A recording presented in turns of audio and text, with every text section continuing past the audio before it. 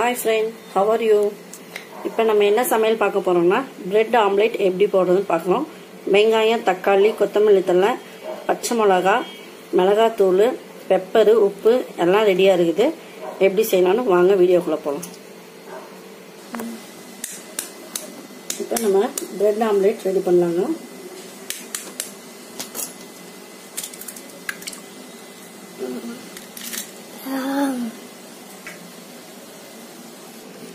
இப்போ முட்டையெல்லாம் உடச்சி ஊற்றியாச்சுங்க. அதில் எல்லாம் காட்டணும். ஃபஸ்ட்டு உப்பு 1/4 ஸ்பூனு, மிளகாத்தூள் 1/4 ஸ்பூனு, பெப்பர் பொடி 1 ஸ்பூனு, 1 பச்சை மிளகாய், வெங்காயம் 1 வெங்காயம், அரை தக்காளி, கொத்தமல்லி தழை, இது எல்லாத்தையும் நல்லா கலந்துக்கலாங்க. இப்போ முட்டை ரெடிங்க. அடுத்து பிரெட் ரெடி பண்ணிக்கலாங்க.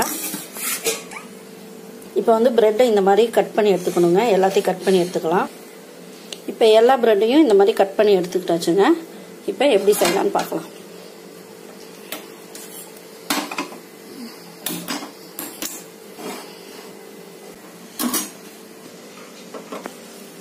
இப்போ முட்டை ஆம்லேட் போடலாங்க. இந்த மாதிரி பிரெட் வச்சுட்டு அதில் நம்ம கலக்கி வச்சிருக்கோம் பார்த்தீங்களா, அந்த முட்டை அதில் உள்ள வைக்கணும்.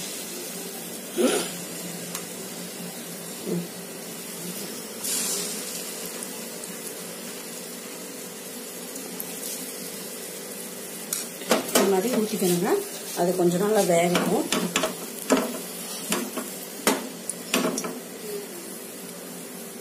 வேகட்டும்.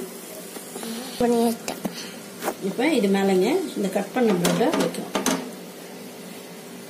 இது மேலேயும் அதே மாதிரி கட் பண்ண பிரெட்டை வைக்கிறோம். வச்சுட்டு திருப்பலாங்க.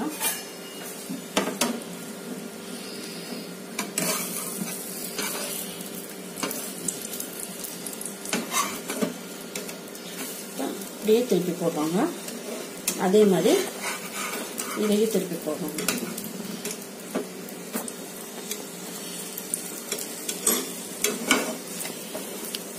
திருப்பி போட்டு அந்த பக்கம் நல்லா வேக வைக்கணுங்க.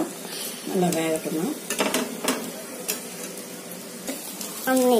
இப்போ இது வெந்துச்சுங்க. அதை எடுத்துடலாங்க. எடுத்துட்டு அதே மாதிரி மீதி இருக்க பிரெட்டையும் அதே மாதிரி முடிஞ்சதுங்க. இதை பிரெட் ஆம்லேட் ரெடிங்க.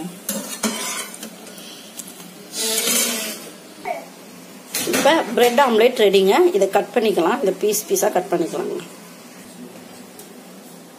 இப்போ இந்த மாதிரி கட் பண்ணிக்கணுங்க. பிரெட் ஆம்லேட் ரெடிங்க. இந்த மாதிரி கட் பண்ணி வச்சா பார்க்கறதுக்கு இன்னும் அழகா இருக்கும். இந்த மாதிரி குழந்தைகளுக்கு கொடுத்தீங்கன்னா குழந்தைங்க நல்லா சாப்பிடுவாங்க. இந்த ரெசிபி உங்களுக்கு பிடிச்சிருந்தா லைக் பண்ணுங்க, கமெண்ட் பண்ணுங்க, ஷேர் பண்ணுங்க.